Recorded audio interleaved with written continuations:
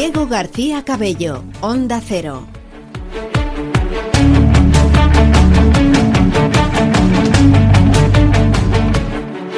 Las 2:38. Beatriz Lacañina es miembro de la Federación Andaluza de Estaciones de Servicio, es la presidenta de la Asociación de Estaciones de Servicio de Sevilla y a su vez está integrada en la CES, que es la Confederación Española de Empresarios de Estaciones de Servicio. Bienvenida, muy buenas tardes y gracias por acompañarnos en Andalucía Capital. Buenas tardes, Diego. Vamos a hablar de lo que está pasando en estos momentos y además lo estamos sufriendo, lo estamos notando directamente en todos los bolsillos de los que usamos un transporte, un coche, los particulares, y especialmente también gravoso en estos momentos para el coste de las empresas. Siguen subiendo, han seguido subiendo los precios de la gasolina. Es una situación que, como decimos, va en paralelo al panorama internacional que se está viviendo en Oriente Próximo y también en la guerra de Ucrania, que todo afecta en este escenario, Beatriz. Todo afecta, Diego. De hecho, estamos hablando de subidas, pero sí es cierto que si comparamos con los mismos precios del año anterior, en la misma fecha, tenemos 31 céntimos menos en el diésel y 10 céntimos menos en gasolina. Es decir, con respecto a hace un año no hay subida. Hay subida desde el verano para acá. De junio para acá sí estamos experimentando una subida importante. Uh-huh. ¿A cuánto estaban hoy los carburantes, los precios de los carburantes? Tú te lo sabes bien seguro. Sí, por ejemplo, la 95 de media nacional está en 1,669 euros el litro y el diésel 1,61 euros. Uh-huh. Nos preguntamos, Beatriz, ¿por qué de nuevo ahora, por los motivos de este nuevo encarecimiento, este repunte que parece que de momento no va a cesar? Sí, hay varios motivos. Uno viene siendo ya de largo plazo, es los recortes que ha hecho la OPEP. Empiezan a dar sus frutos ahora. Estos recortes hacen que al haber menos producto en el mercado, su precio suba directamente. Otro de los motivos es que el producto refinado, lo que es diésel y gasolina, no solamente el barril, es un producto que cotiza en el mercado internacional. Este producto se ha visto muy encarecido desde el COVID, por el mero hecho de que durante el COVID cerraron muchísimas refinerías en todo el mundo. Esas refinerías no han vuelto a abrir. ¿Qué ocurre? Que aun trabajando al 95% de su producción, esas refinerías no dan abasto para llegar a la demanda que hay actualmente.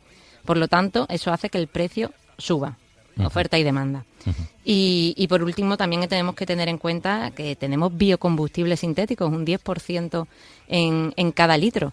Los biocombustibles son mucho más caros. El cambio climático y cuidar el medio ambiente tiene su precio. Y esto hace que también encarezca. Me refería yo antes al conflicto de Oriente Próximo, la guerra de Ucrania, este panorama convulso internacional que tiene también una repercusión directa y sobre todo la puede tener de cara a un corto plazo, ¿no?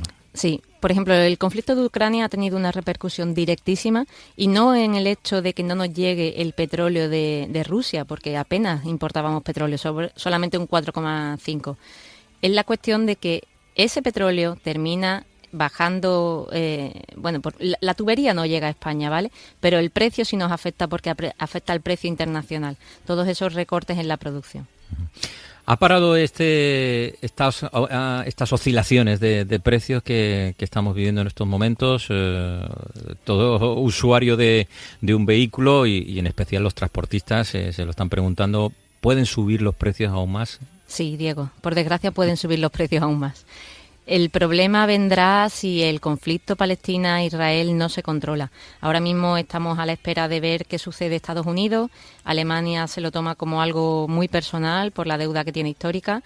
Y si tanto Alemania como Estados Unidos intervienen, el problema será mayúsculo, porque aunque en la época de la crisis financiera de 2008 se decía que eso estaba controlado, pues yo creo que aquí puede suceder algo muy similar.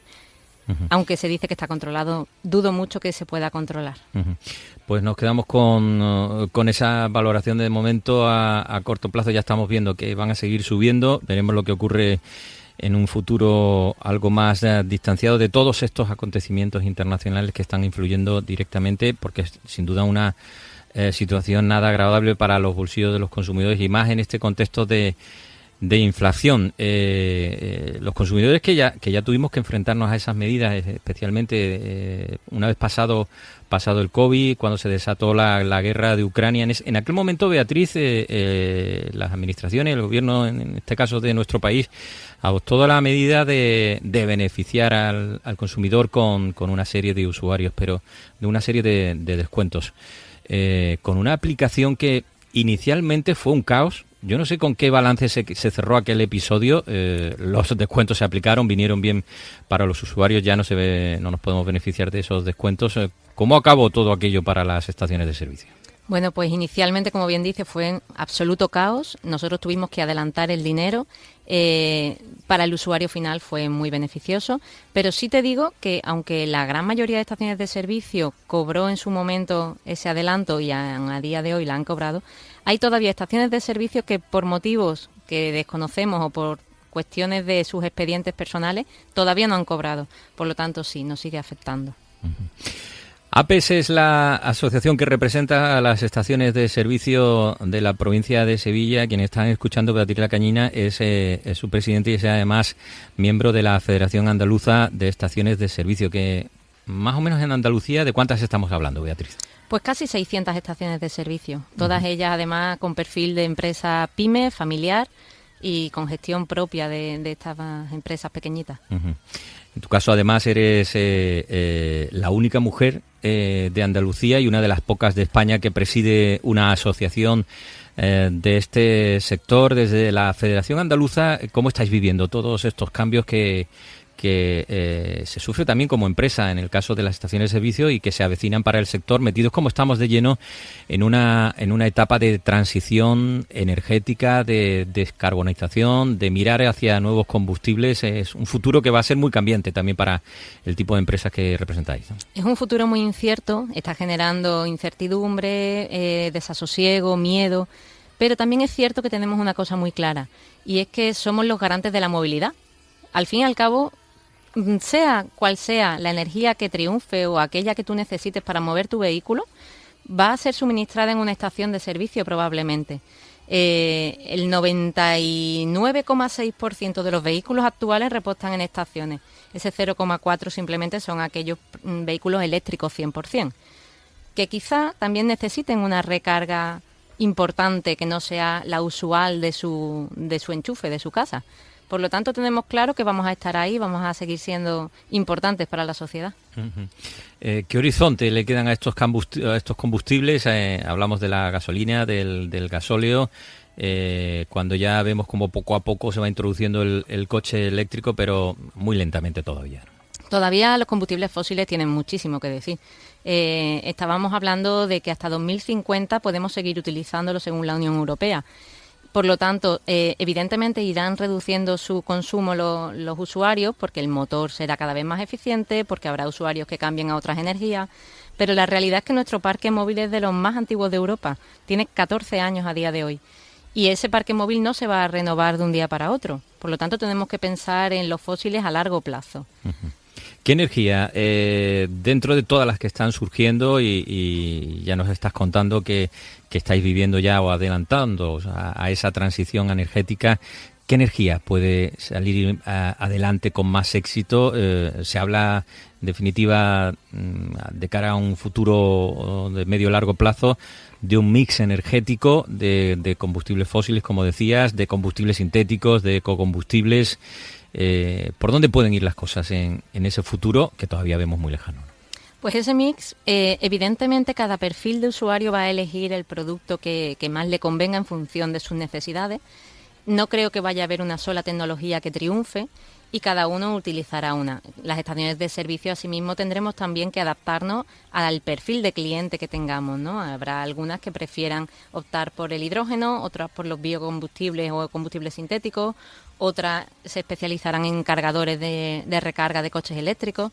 Entonces, habrá de todo, pero sí es cierto que los combustibles sintéticos o ecocombustibles son productos que al fin y al cabo hace que nada cambie, que todo pueda mantenerse igual. Por ejemplo, el transporte del combustible, el almacenamiento, los propios coches en cuestión.